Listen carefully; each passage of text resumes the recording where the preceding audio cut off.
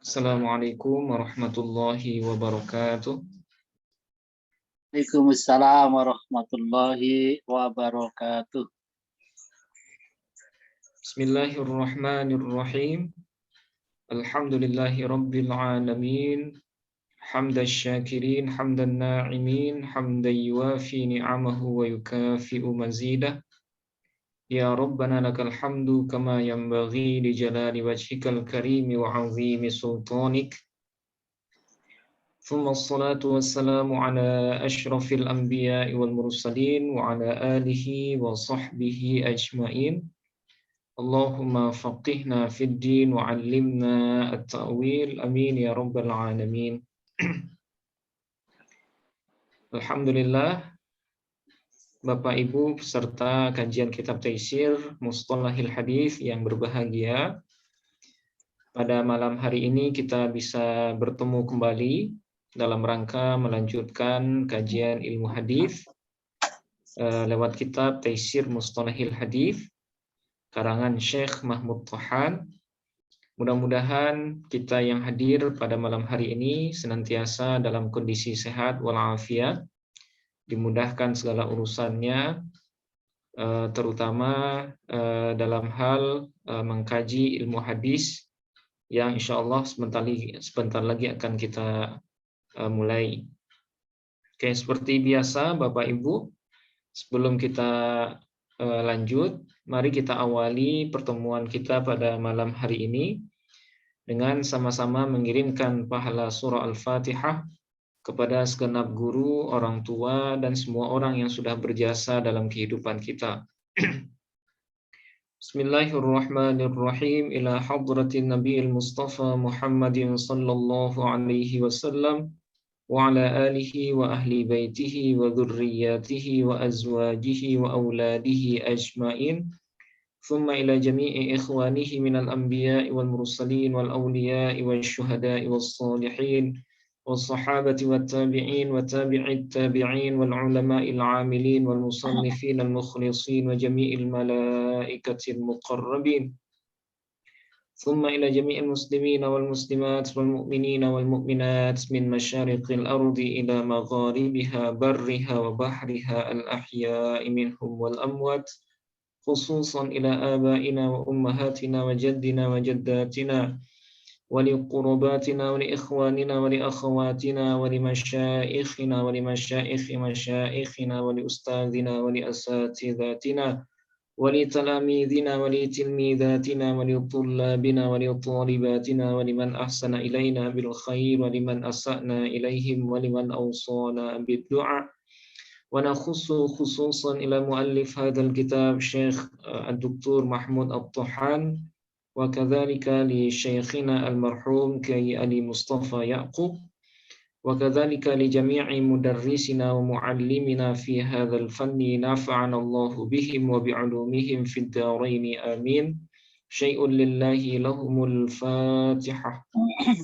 أعوذ بالله من الشيطان الرجيم. بسم الله الرحمن الرحيم.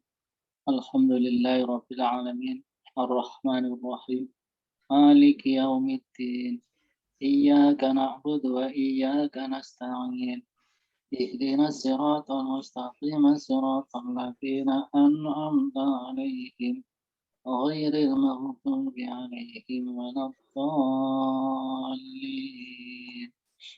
Amin. Baik, Bapak Ibu, pada pertemuan terakhir kurang lebih 2 minggu yang lalu ya, karena Rabu minggu lalu kita libur memperingati HUT kemerdekaan Republik Indonesia. Jadi kajian kita di 2 minggu terakhir itu berkenaan dengan pembahagian ketiga dari pembahagian hadis berdasarkan nisbatnya ya. Jadi yang pertama itu ada yang disebut dengan hadis qudsi, kemudian ada yang disebut dengan hadis marfu ya. Kemudian ada yang disebut dengan hadis mauquf. Nah, sekarang kita masih berada di bahasan yang ketiga ini, hadis mauquf. Nah, kalau hadis qudsi, hadis yang nisbatnya kepada Allah ya, lafaznya dari Nabi. Kalau hadis marfu, hadis yang lafaz dan maknanya dinisbatkan kepada Nabi. Nah, itu hadis marfu. Nah, tapi kalau hadis mauquf, yaitu hadis yang dinisbatkan kepada sahabat. Nah, jadi akhir sanad dari hadis itu adalah sahabat gitu. Nah, jadi ketika sahabat berbicara tentang sesuatu hal, kemudian diriwayatkan oleh tabi'in, dan sahabat ini tidak menisbatkan apa yang dia sampaikan itu kepada Nabi, maka perkataan sahabat itu disebut dengan hadis mauquf. Ya. Nah, hadis mauquf. Nah, sama seperti halnya hadis marfu, hadis mauquf terbagi kepada 4 jenis. Ada mauquf qauli, kemudian mauquf fi'li, kemudian mauquf takriri, dan yang terakhir ada yang disebut dengan mauquf al-wasfi ya. Mauquf yang berbentuk sifat-sifat sahabat lah misalnya. Nah, itu pembagian dari hadis mauquf. Nah, kemudian kita juga sudah membahas di dalam bahasan hadis mauquf ini ada istilah lain ya. Ada istilah lain yang disebut dengan hadis mauquf bihukmil marfu. Ya, hadis mauquf bihukmil marfu. Jadi hadis yang dia secara secara sanad itu berakhir di sahabat, ya, sahabat yang berbicara, tapi secara hukum dia dihukumi sebagai hadis marfu. Ya. Hadis marfu, hadis yang nisbatnya ke Nabi. Nah, jadi mauquf bihukmil marfu, hadis yang sebenarnya adalah mauquf, tapi secara hukum dia dihukumi sebagai hadis marfu. Nah, kapan hadis mauquf kita hukumi sebagai marfu? Nah, itu sudah kita bahas beberapa ketentuan ya dari hadis ini. Yang pertama kemarin, hadis itu disebut mauquf bihukmil marfu apabila berbentuk perkataan-perkataan sahabat yang tidak diambil dari ahli kitab dan juga tidak mengandung ranah ijtihad ya, ranah pemikiran gitu. Artinya sahabat ini tidak mungkin mengatakan hal itu kecuali berdasarkan petunjuk dari Nabi. Nah, itu disebut dengan mauquf bihukmil marfu. Ya, sebuah perkataan sahabat yang tidak mungkin lahir dari hasil pemikiran. Ya, tidak mungkin lahir dari hasil pemikiran sahabat, tapi pasti mereka dapatkan dari Nabi. Nah, tapi sayang dalam redaksinya sahabat ini tidak menisbatkan langsung ke Nabi. Nah, itu makanya dia disebut mauquf bihukmil marfu. Nah, misalnya perkataan sahabat yang berkenaan dengan awal penciptaan manusia, kemudian tentang hari kiamat ya, atau tentang perperangan-perperangan di masa yang akan datang. Nah, itu kan nggak mungkin muncul dari pemikiran sahabat ya, pasti mereka dapat dari Nabi. Ya, nggak mungkin mereka tahu dengan sendirinya. Nah, hanya saja dalam redaksinya mereka tidak menisbatkannya ke Nabi. Nah, itu makanya dia disebut dengan mauquf bihukmil marfu. Oke. Itu satu. Kemudian yang kedua, perbuatan sahabat yang tidak mereka nisbatkan ke Nabi, tapi perbuatan itu tidak mungkin mereka lakukan tanpa petunjuk dari Nabi. Nah, itu juga disebut mauquf bihukmil marfu. Nah, apa misalnya? Nah, contohnya seperti misalnya Sayyidina Ali ya, Sayyidina Ali yang melakukan sholat sunnah kusuf, gerhana matahari. Nah, Sayyidina Ali tidak menisbatkan itu kepada Nabi. Jadi beliau melakukan sholat sunat kusuf, kemudian beliau tidak menyebutkan dulu Nabi pernah melakukan hal seperti ini. Nah, Sayyidina Ali nggak ngomong seperti itu, tapi beliau melakukan secara secara spontan gitu ya, tanpa menyebutkan ini pernah dicontohkan Nabi. Nah, kalau perbuatan itu tidak mungkin diketahui oleh sahabat kecuali dari petunjuk Nabi, maka perbuatan sahabat itu juga bisa disebut dengan mauquf bi hukmil marfu. Kenapa? Ya nggak mungkin Sayyidina Ali bikin sholat sendiri ya, kalau nggak ada contoh dari Nabi. Nah, cuma ketika melakukan itu beliau tidak langsung menisbatkannya kepada Nabi. Nah, itu yang kedua.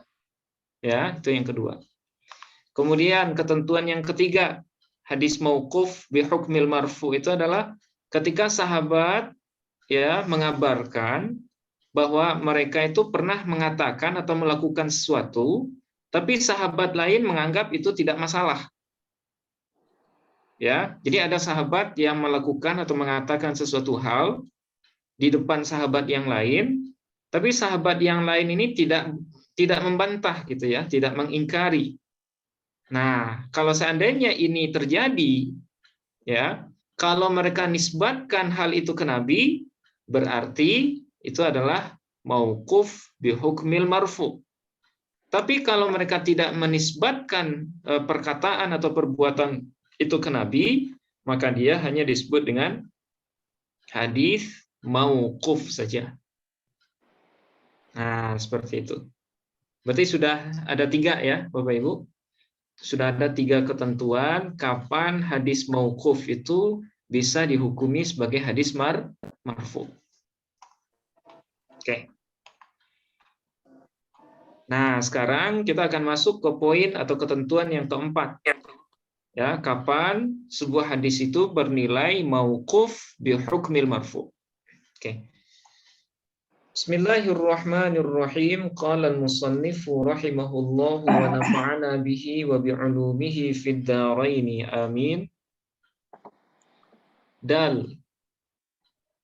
Au yaqula as-sahabiyyu umirna bi kadza au nuhina an kadza au minas sunnati kadza. Nah, yang keempat, tergolong sebagai mauquf bi hukmil marfu juga ya, yaqula sahabi, bahwa berkata seorang sahabat, umirna bi kadza, kami diperintahkan melakukan hal itu. Nah, jadi sahabat ngomong seperti ini ya, atau nuhina an kadza, kami dihalangi atau dilarang untuk melakukan hal itu. Au minas sunnati kadza. Nah, atau sebagian sahabat ngomong minas sunnati kadza. Nah, sebahagian dari sunnah itu adalah melakukan hal itu misalnya. Nah, jadi kalau seandainya kita bertemu dengan riwayat hadis mauquf, ya, berarti akhir sanadnya adalah sahabat. Tapi sahabat itu dalam redaksinya itu mereka bilang misalnya umirna, ya, umirna bi kata, atau nuhina an kata, atau minas sunnati kata. Nah, jadi kalau mereka ngomong seperti ini, maka apa yang mereka sampaikan itu statusnya adalah mauquf bi hukmil marfu.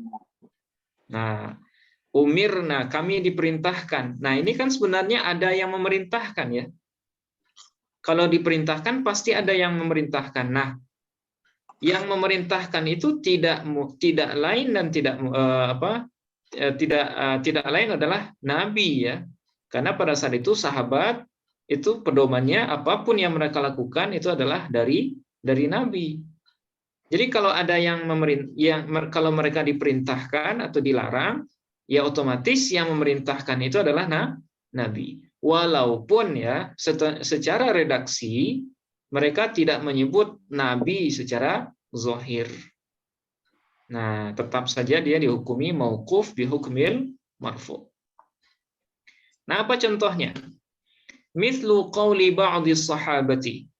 Seperti misalnya perkataan sebahagian sahabat, umira Bilalun ay yashfa'a al-adzana wa yutira al-iqamata. Sayyidina Bilal bin Rabbah ya diperintahkan. Nah, Sayyidina Bilal diperintahkan ay yashfa'a al-adzana, untuk menggenapkan azan, wa yutira al-iqamata, dan mengganjilkan iqamah. Nah, hadis ini diriwayatkan oleh Imam Bukhari ya dalam kitab Al-Adzan.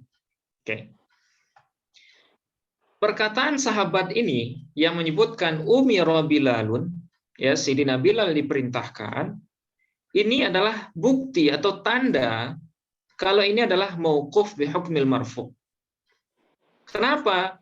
Ya tidak mungkin ya mereka diperintahkan, Sayyidina Bilal diperintahkan oleh orang lain. Otomatis karena ini berkaitan dengan agama kan, azan, iqamah ini kan berkaitan dengan agama. Sudah pasti yang memerintahkan itu adalah Nabi Muhammad Sallallahu Alaihi Wasallam. Nah itu makanya hadis ini dihukumi mauquf bi hukmil marfu, karena sudah dipahami dari siyaqul kalam ya, dipahami dari redaksi dari ungkapan sahabat ini. Umira Bilalun. Oke. Wa ka qauli Ummi Athiyyah, dan seperti perkataan Ummi Athiyyah. Nah, perkataan Ummi Athiyyah seorang sahabat juga, nuhina anittiba'il janaizi wa lam yu'zam alaina.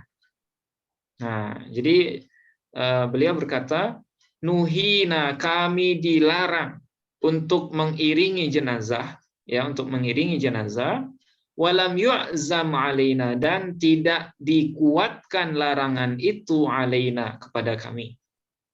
Nah, kami dilarang. Kira-kira siapa yang melarang? Ya sudah barang tentu adalah Nabi Muhammad Sallallahu Alaihi Wasallam. Tapi di sini ada kalimat walam yu'zam alaina, dan tidak ditegaskan larangan itu terhadap kami. Artinya Nabi melarang, tapi larangannya itu nggak tegas, ya, larangannya nggak tegas. Nah ini sebagai sebagai catatan bagi kita, kalau ziarah kubur atau mengikuti jenazah ketika pemakaman itu tidak sepenuhnya diharamkan atau dilarang ya oleh Nabi, karena ada kalimat walam yu'zam alaina. Kenapa pada saat itu dilarang? Karena ada sebahagian sahabat yang imannya belum kuat, yang dia menangisi jenazah misalnya, yang dia belum kuat untuk menghadapi kejadian yang terjadi pada saat itu. Nah itu makanya dilarang oleh Nabi. Tapi larangan itu tidak kuat, maksudnya tidak dikeraskan oleh Nabi. Nah di sini ada kalimat nuhina, kami dilarang. Nah, dengan adanya kalimat nuhina, ini menjadi bukti kalau hadis ini adalah hadis mauquf bi hukmil marfu. Nah, jadi secara tingkatan mauquf bi hukmil marfu lebih tinggi dari hadis mauquf. Ya, karena mauquf hanya sebatas perkataan sahabat.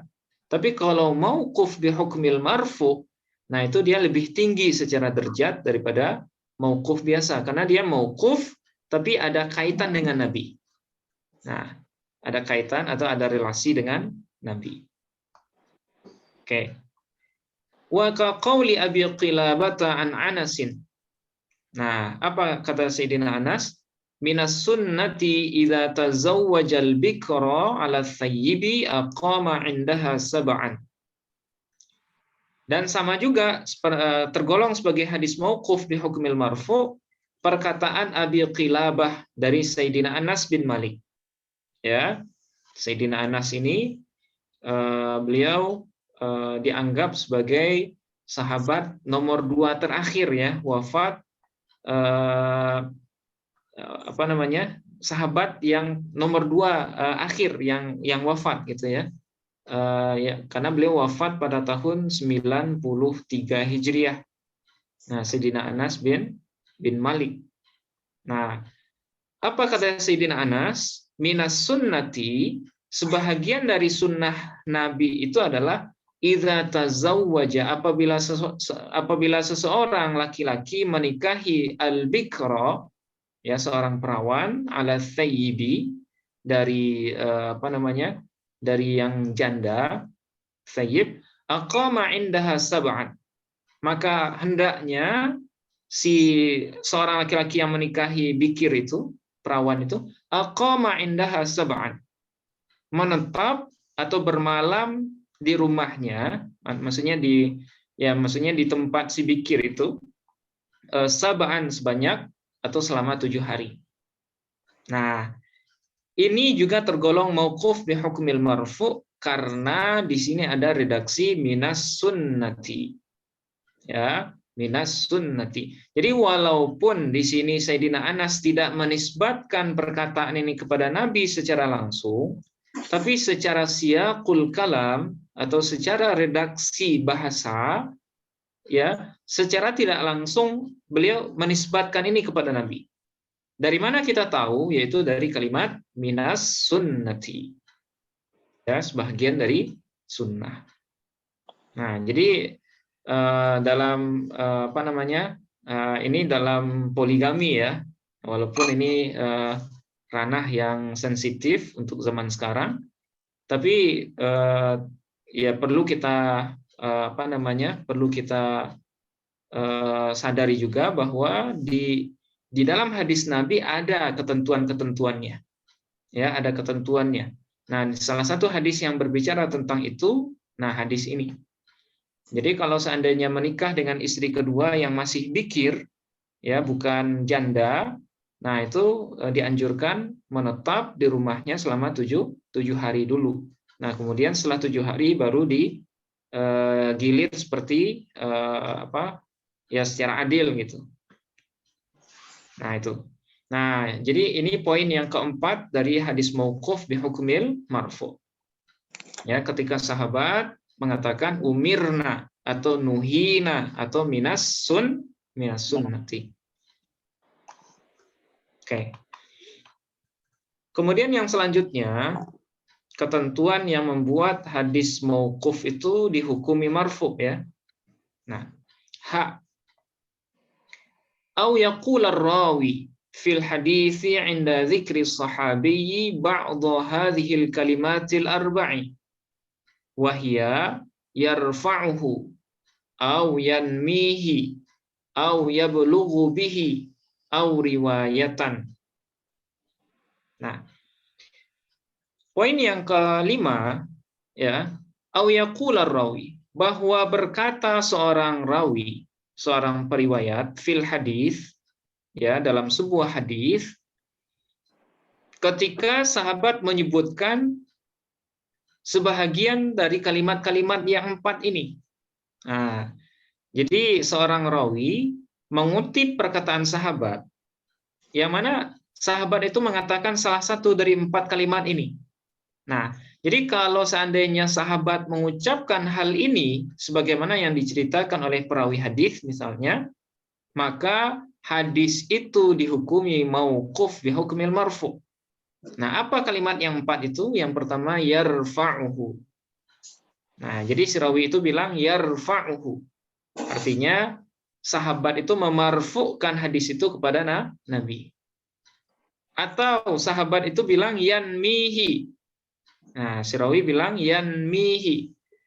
Yanmihi itu artinya sahabat itu yanmi.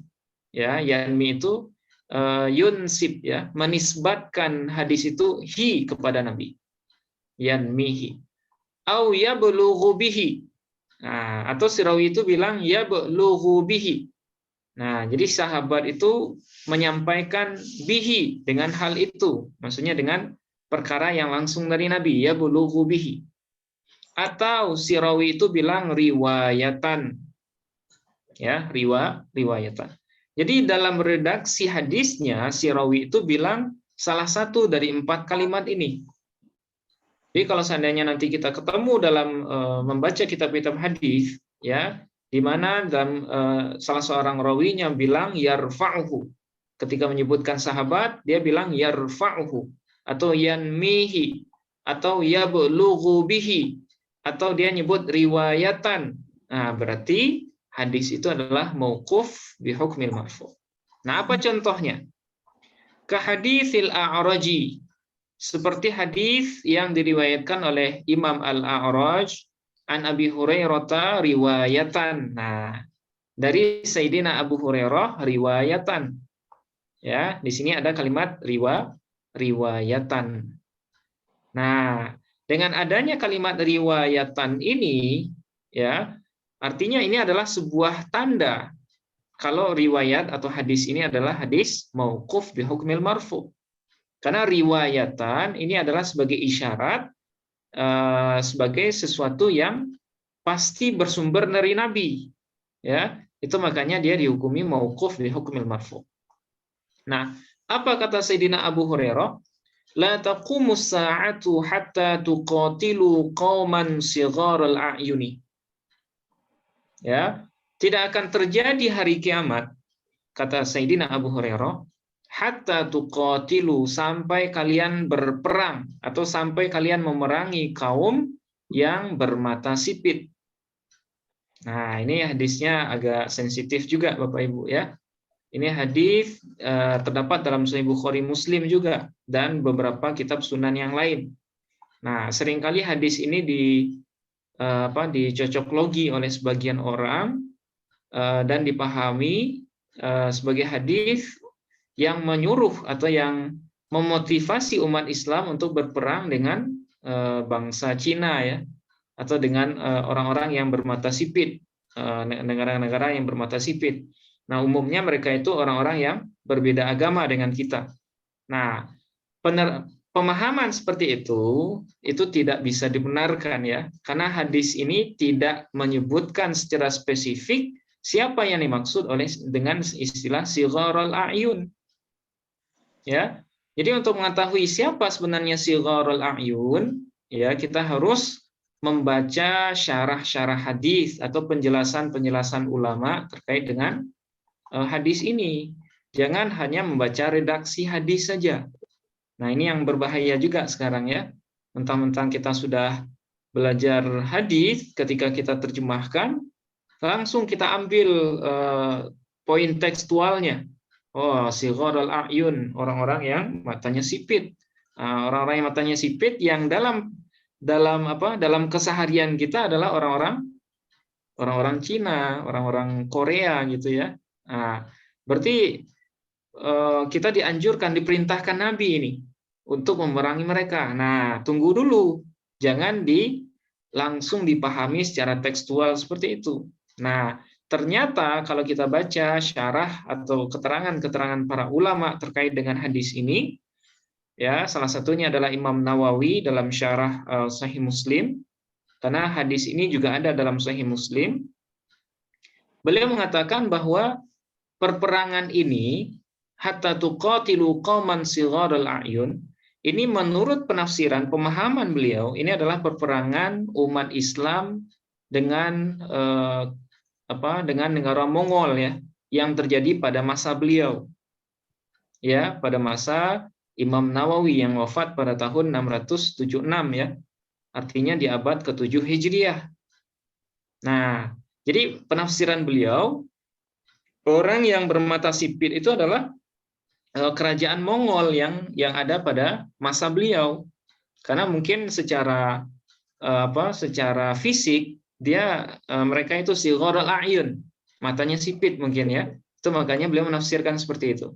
Dan ada juga ulama lain ya, salah satunya adalah Syekh Ali As-Salabi, namanya Ali Muhammad As-Salabi, yang mana dia mengatakan bahwa sigharul a'yun, perperangan yang dimaksud di sini itu sudah terjadi pasca wafatnya Nabi di tahun 22 Hijriah.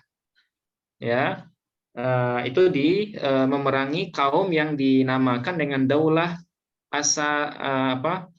Asasiyah kalau nggak salah saya. Ya, kaum yang As-Sasaniyah ya. Kaum yang ada pada saat itu pada tahun 22 Hijriah yang diperangi oleh umat Islam dan mereka kalah. Dan mungkin saja ya mereka juga mempunyai kemiripan dengan tanda-tanda yang ada dalam hadis ini, sigharul a'yun. Nah, Ayun. jadi Kalau ya tersebut ayun. Ya. ayun mata. Mata. Nah, jadi artinya hadis ini tidak bisa kita cocokologi dengan apa yang ada pada zaman kita. Harus kita pahami dulu ya, bagaimana para ulama dulu memahami hadis ini. Jangan hanya membaca teks hadis tok atau terjemahannya semata-mata tanpa membandingkan dengan pendapat para ulama sebelum kita. Nah, intinya dari hadis ini, ya, hadis ini dihukumi mauquf bihukmil marfu. Kenapa? Karena di sini ada kalimat riwayatan. Nah, itu intinya. Oke. Nah, ini poin yang kelima yang menandakan hadis itu mauquf bi hukmil marfu. Kemudian yang keenam sekarang. Wow ya. Au yufassir as-sahabiyyu tafsiran lahu ta'alluqun bi sababi nuzuli ayatin. Ka qauli Jabirin kanatil yahudu taqulu man atam ra'atahu min duburiha fi qubuliha ja'al waladu ahwala fa anzalallahu ta'ala nisa'ukum harthul lakum. Ya, oke. Nah, yang kelima dari ketentuan-ketentuan hadis mauquf bi hukmil marfu, bahwa menafsirkan seorang sahabat tafsiran lahu, ya, berupa penafsiran yang dia pahami, lahu ta'alluqun, yang berkaitan dengan sebab turunnya sebuah ayat. Nah, jadi ada sahabat yang menafsirkan sababun nuzul sebuah ayat. Nah, seperti misalnya ke qauli Jabirin, seperti perkataan sahabat Jabir. Apa kata beliau? Kanatil yahudu taqul, adalah orang-orang Yahudi pernah mengatakan, man atam ra'atahu, barang siapa yang mendatangi istrinya. Nah, ini artinya dalam konteks suami istri ya. Ata ini artinya jamaah, maksudnya menjima, menggauli ya.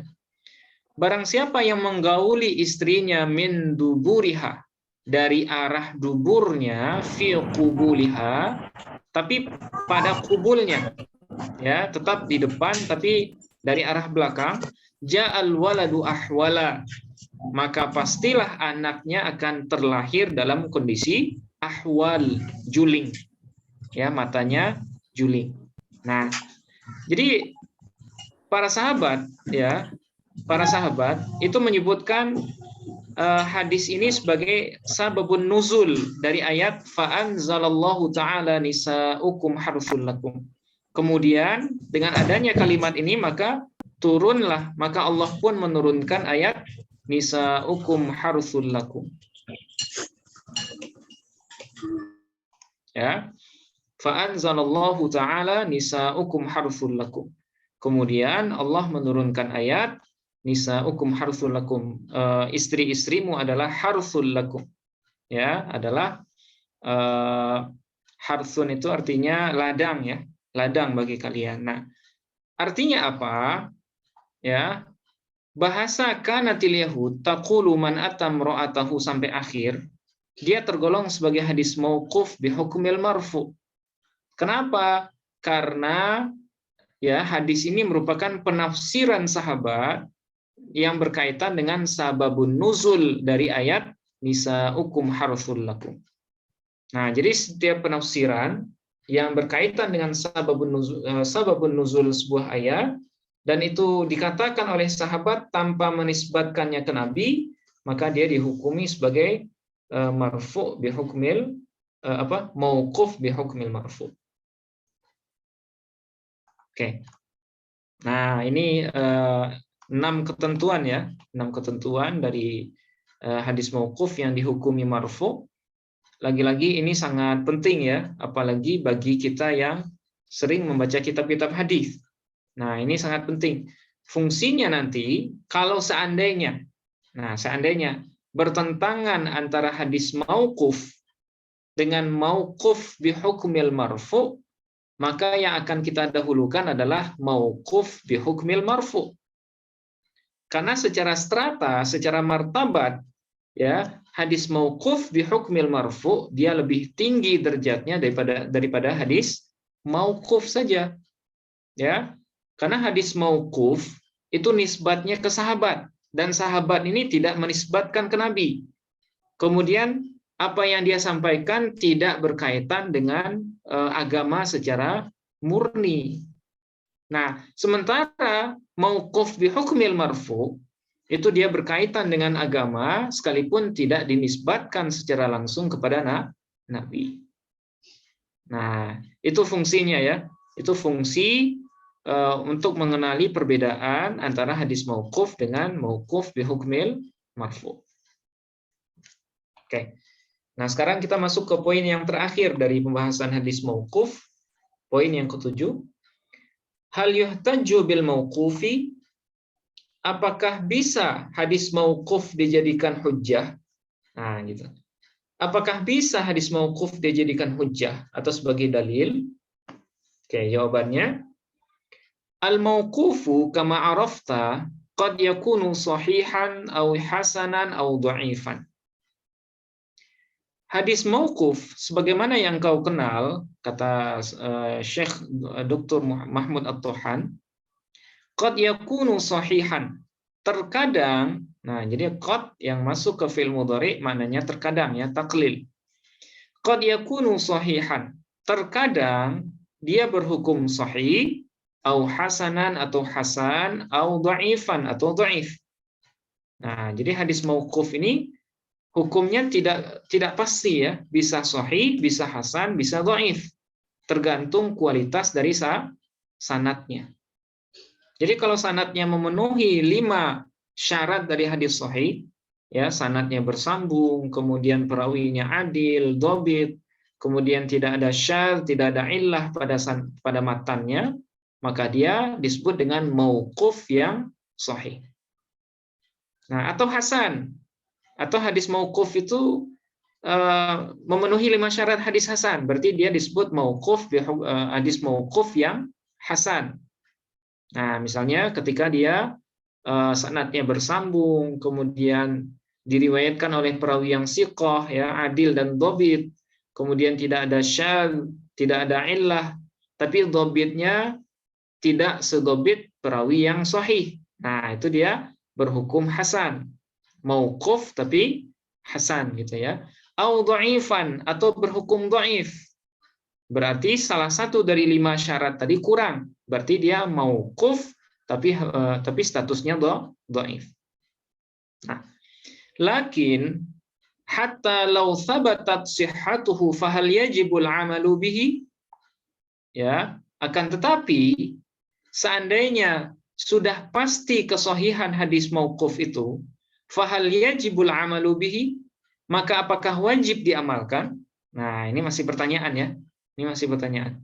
Kalau seandainya nanti hadis mauquf itu secara sanad sudah sahih, kita kaji sanadnya mulai dari mukharrij sampai kepada sahabat itu. Nah, kita temukan semua perawinya siqah, adil dan dhabit. Sanadnya muttasil, tidak ada syadz, tidak ada illah di dalam sanadnya.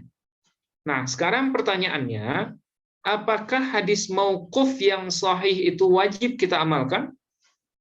Nah, jawabannya wal jawabu an dzalika annal asla fil mauqufi adamu wujubil amali bihi. Nah, adapun jawaban dari pertanyaan itu, annal asla, bahwasanya hukum asal fil mauqufi pada hadis mauquf adalah tidak wajib beramal dengannya atau tidak wajib mengamalkannya. Nah, jadi hukum asal dari hadis mauquf itu nggak wajib diamalkan. Ya, tidak wajib diamalkan. Kenapa? Li'annahu aqwalun wa af'alun li sahabatin. Karena hadis mauquf sejatinya adalah perkataan dan perbuatan sahabat. Nah, itu makanya hukum asalnya tidak perlu atau tidak wajib diamalkan hadis mauquf. Nah, itu hukum berdasarkan ahli fikih ya, dan ahli hadis juga. Nah, itu dikatakan hukum asal mengamalkan hadis mauquf itu tidak wajib.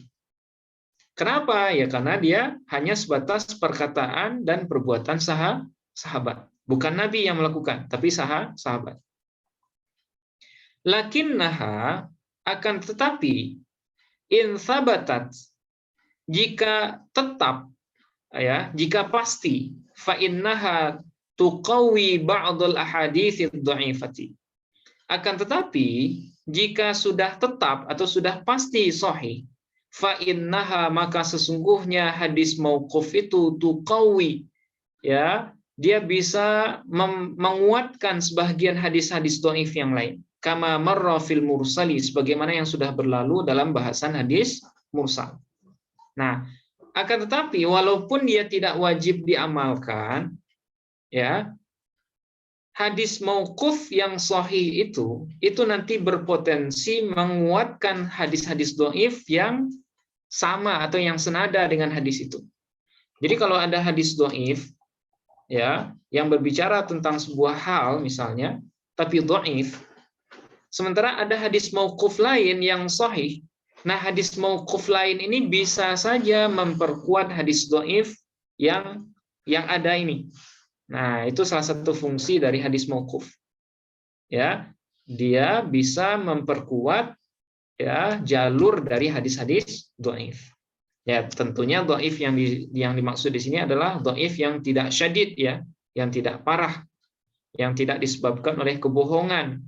Nah, tapi kalau seandainya dhaifnya sudah parah, sudah termasuk matruk misalnya, sudah termasuk mungkar, maka tetap saja hadis dhaif itu tidak bisa naik ke derajat hasan li ghairihi. Oke. Li'anna halas sahabati, karena kondisi sahabat, ya.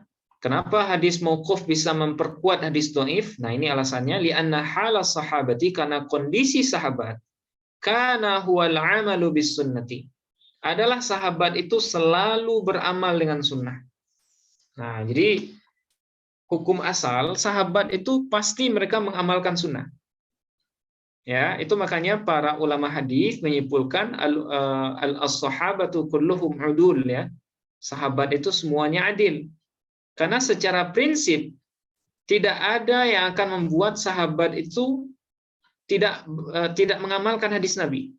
Ya, karena Nabi itu pada masa sahabat itu adalah sebagai qudwah, sebagai uswah, ya, sebagai ikutan. Apapun yang dilakukan Nabi pasti diikuti oleh para sahabat. Ya, kalau kita baca kitab-kitab sirah, kitab-kitab yang menjelaskan tentang hubungan Nabi dengan sahabat, ketika Nabi sholat menggunakan sendal misalnya, itu para sahabat ngikutin tanpa tahu tujuan Nabi pakai sendal. Mereka ikut. Ketika Nabi mencopot sendalnya, itu mereka juga beramai-ramai, sendalnya dicopot. Kemudian ketika Nabi membuka cincin beliau yang terbuat dari emas, itu dan membuangnya, para sahabat juga seperti itu, membuang cincin mereka tanpa berpikir, ya, tanpa berpikir. Nah, itu artinya apa? Artinya secara hukum asal sahabat itu pasti mengamalkan sunnah, ya, pasti mengamalkan sunnah. Sunnah siapa? Ya, sudah pasti sunnahnya Nabi Muhammad Sallallahu Alaihi Wasallam. Nah, itu makanya hadis mauquf kalau dia berstatus sahih, maka dia bisa berpotensi memperkuat hadis-hadis dhaif yang berbicara tentang materi yang sama. Ya, nah ini jawaban yang sangat penting, ini harus kita garis bawahi. Li'anna halas sahabati kana huwa al-amalu bis sunnati. Karena kondisi sahabat itu adalah selalu beramal dengan sunnah. Kecuali sahabat yang murtad, ya. Kalau sahabat yang murtad itu bukan sahabat lagi namanya. Ya, kalau kan pasca Nabi wafat banyak di antara orang-orang Muslim itu yang murtad, yang diperangi oleh Sayyidina Abu Bakar, ya. Nah, itu bukan lagi sahabat. Nah, kita harus garis bawahi. Sahabat itu adalah man laqiyan Nabi sallallahu alaihi wasallam wa amana bihi wa mata musliman. Orang yang bertemu langsung dengan Nabi, kemudian beriman dengan beliau, kemudian wafat dalam kondisi muslim. Jadi kalau seandainya sahabat murtad, nah berarti hilanglah status dia sebagai sahabat. Nah, jadi nggak ada juga istilah sahabat yang murtad, ya, sebenarnya. Karena sahabat itu harus muslim. Nah, itu bahasanya. Sahabat itu wajib muslim. Oke. Wa hadza idza lam yakun lahu hukmul marfu'i.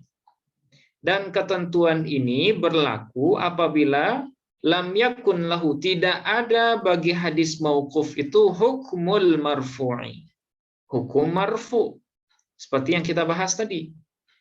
Ya. Jadi ketentuan yang barusan kita sebutkan, hadis mauquf kalau dia sahih bisa memperkuat hadis dhaif, itu berlaku ketika dia hanya mauquf saja. Ya, hanya berstatus mauquf saja. Nah, sekarang bagaimana kalau mauquf bi hukmil marfu? Ya. Amma idza kana minalladzi lahu hukmul marfu'i fahuwa hujjatun yajibul 'amalu bihi kal marfu'i.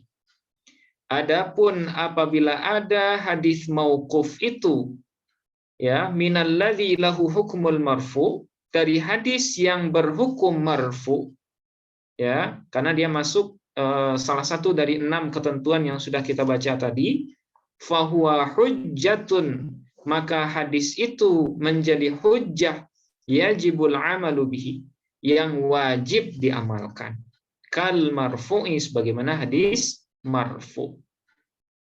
Nah, jadi bisa kita simpulkan hadis mauquf ini kita bagi dua. Ya, ada mauquf saja, kemudian ada mauquf bi hukmil marfu. Kalau mauquf saja, dia secara hukum asal tidak wajib diamalkan. Tapi kalau statusnya sahih, dia bisa memperkuat, ya, jalur dari hadis-hadis dhaif. Nah, ini hukum untuk hadis mauquf saja. Oke. Sementara kalau hadis mauquf bi hukmil marfu, ya, dia menjadi hujjah, ya, dia bisa digunakan sebagai hujjah yang berdiri sendiri, sama halnya seperti hadis marfu. Nah, itu beda yang mendasar, ya, antara hadis mauquf dengan mauquf bi hukmil marfu. Nah, mudah-mudahan apa yang kita baca, apa yang kita bahas dari minggu sebelumnya dan minggu ini, ya, malam ini, mudah-mudahan bisa sinkron, ya. Jadi pembahasan hadis mauquf ini lumayan panjang. Mudah-mudahan bisa dipahami, bisa satu semua, ya, bisa padu hendaknya. Oke. Mungkin sampai di sini Bapak Ibu. Kalau ada pertanyaan atau ada tambahan dari sebagian Bapak Ibu, silakan.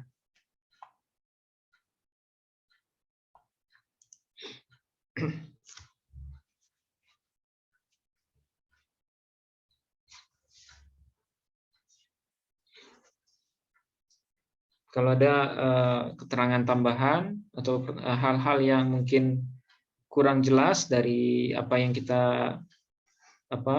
jelaskan tadi, silahkan ditanyakan.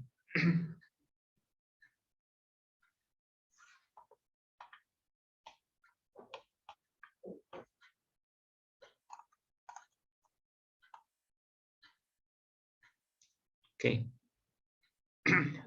Berarti dengan selesainya bahasan hadis mauquf ini, kita selesai di jenis yang ketiga, ya, dari pembahasan hadis berdasarkan nisbatnya. Yang pertama hadis qudsi, yang kedua hadis marfu, kemudian yang ketiga adalah hadis mauquf. Ya, nah insyaallah minggu depan kita akan selesaikan bahasan terkait dengan hadis maqtu' namanya. Ya, hadis maqtu'. Nah, jadi hadis yang 4 ini statusnya berkisar antara sahih, hasan, dan dhaif. Nah, ini bahasan awal dulu, ya. Jadi dia tidak selalu sahih, tidak selalu kita hukumi hasan ataupun dhaif. Tapi dia berada bisa saja dihukumi dengan salah satu dari yang 3 ini. Nah, semuanya ditentukan oleh kualitas sanad dari masing-masing hadis itu. Ya, kalau hadis itu sanadnya memenuhi 5 syarat hadis sahih, nah berarti dia disebut dengan hadis qudsi yang sahih, hadis marfu yang sahih, hadis mauquf yang sahih. Tapi kalau seandainya kurang, misalnya hafalannya kurang, hafalannya tidak kuat, Nah, berarti dia turun menjadi hasan. Berarti hadis qudsi yang hasan, hadis marfu yang hasan, hadis mauquf yang hasan. Nah, tapi kalau seandainya 5 syarat itu ada yang hilang 1 atau hilang 2, nah berarti dia disebut hadis qudsi yang dhaif, hadis marfu yang dhaif, atau hadis mauquf yang dhaif. Nah, seperti itu Bapak Ibu. Nah, itu mungkin kesimpulan akhir ya dari bahasan hadis mauquf. Mudah-mudahan bisa dipahami. Karena kalau kita lanjut ke hadis maqtu, sepertinya nanggung ya. Nah, jadi hadis maqtu insya Allah kita akan selesaikan minggu depan. Oke. Kalau tidak ada pertanyaan, tidak ada tambahan dari Bapak Ibu, mungkin kita cukupkan ya sampai di sini kajian kita pada malam hari ini. Mudah-mudahan apa yang kita baca bisa dihukum, bisa dianggap ibadah oleh Allah Subhanahu wa taala, ibadah thalabul ilmi insyaallah. Dari saya kalau ada kekurangan mohon maaf. Kita akhiri dengan hamdalah alhamdulillahirabbil alamin. Assalamualaikum warahmatullahi wabarakatuh.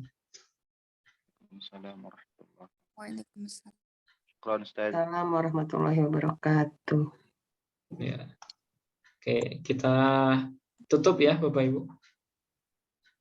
Ustaz.